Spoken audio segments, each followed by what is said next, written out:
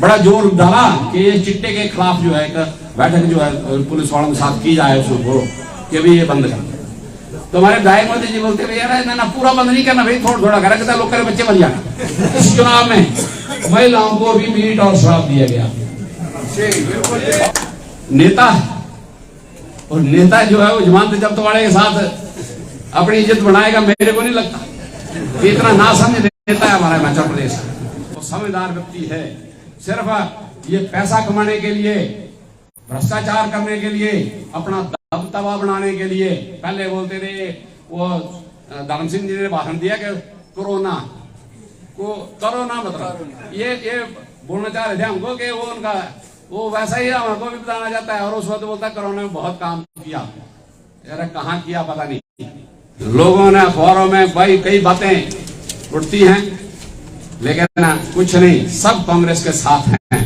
और हमारे मुख्यमंत्री के पद पर है तो हमारे लिए आदरणीय और हमारे दोस्त हैं, इसमें कोई दो राय नहीं है।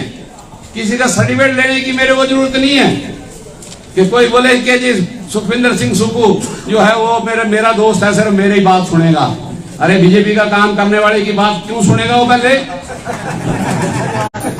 आप लोगों के सहयोग से, आपके आशीर्वाद से जब मैं जीता तो 20,000 मत, 7 में जब हारा तो 24,000 मत, 12 में जब हारा तो 25,000 मत थे, और अभी 22 हारा तो 29,544 मत है।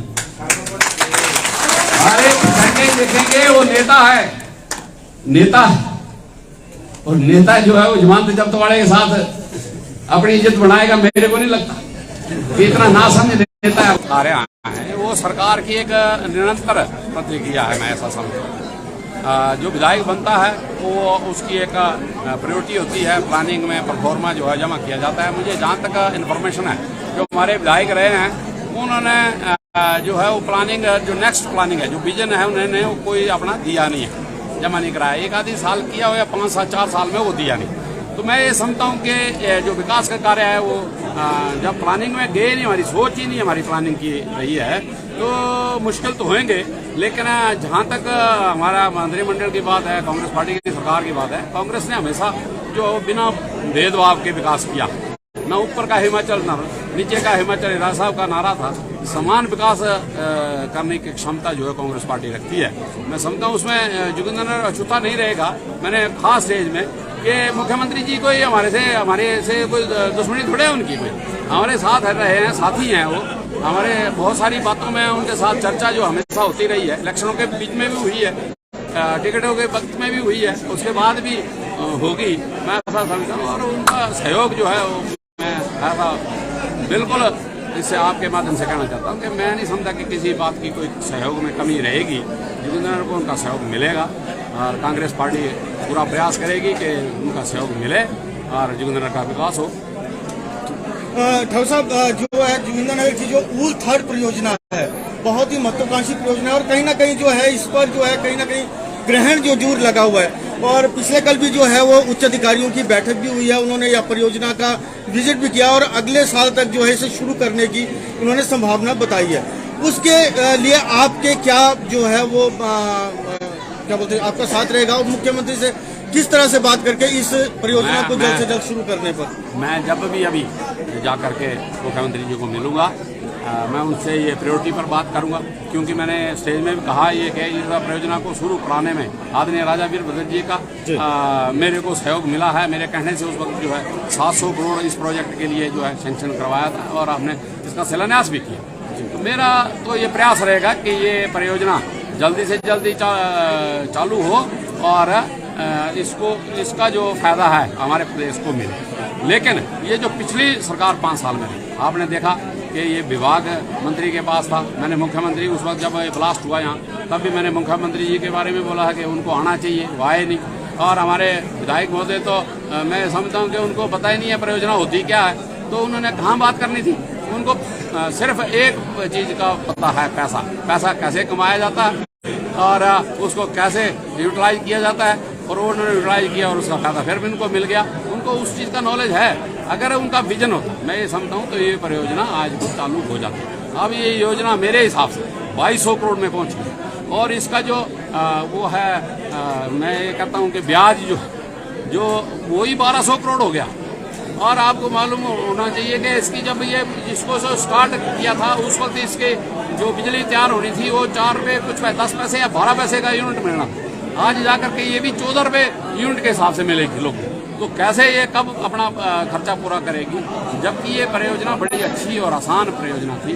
अब मैं जब मुख्यमंत्री जी से बात करूंगा तो इसके बारे में विशेष चर्चा होगी।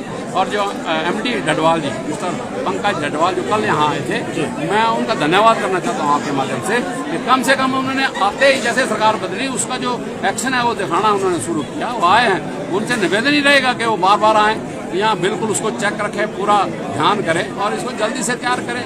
ये जैसे उन्होंने कहा कि 1 साल में, मैं तो समझता कि उससे पहले तैयार करें, अच्छी बात होगी, इससे फायदा होगा हमारे देश को।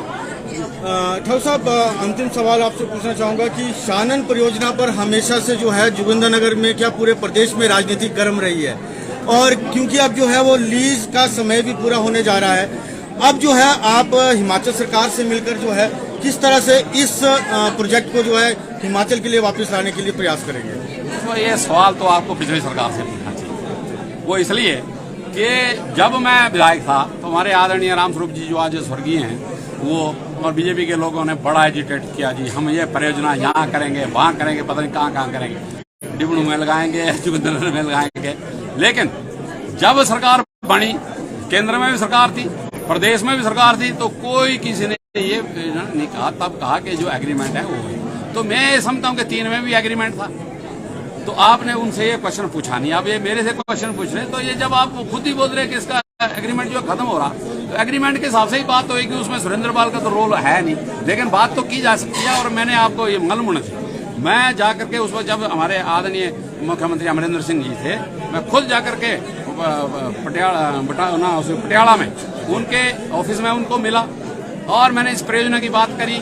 और आपको मालूम होना चाहिए कि वो टाइम की अखबारें आप खोल करके देख लो, तो उसमें बड़ी बड़ी न्यूज़ें उन्होंने मनाली से न्यूज़ लगाई, ब्रोड से न्यूज़ लगाई, और उन्होंने एक ऑप्शन हमको हिमाचल प्रदेश के लोगों को दिया कि जो अधिकारी हिमाचल के इस परियोजना में आने जाते हैं वो अपनी ऑप्शन दें, हम उनको सब अधिकारियों को सिर्फ हिमाचल का ही अधिकारी रखेंगे। तो इट मीन्स वो बराबर हो जाना था वो तो, लेकिन उस वक्त लोगों ने ऑफर नहीं दी, अपनी जो ऑप्शन है वो नहीं।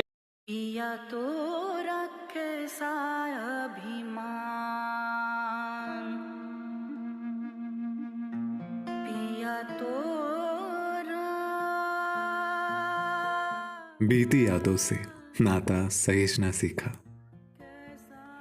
हाथ थाम कर जिनके चलना सीखा, गिरने लगती जब तो उनसे संभलना सीखा,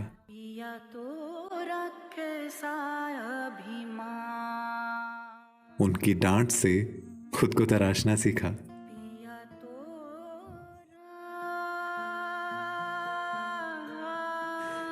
घर से दूर होकर भी दिल को हमेशा यह एहसास रहता है, उनका प्यार और फिक्र हमेशा मेरे साथ रहता है।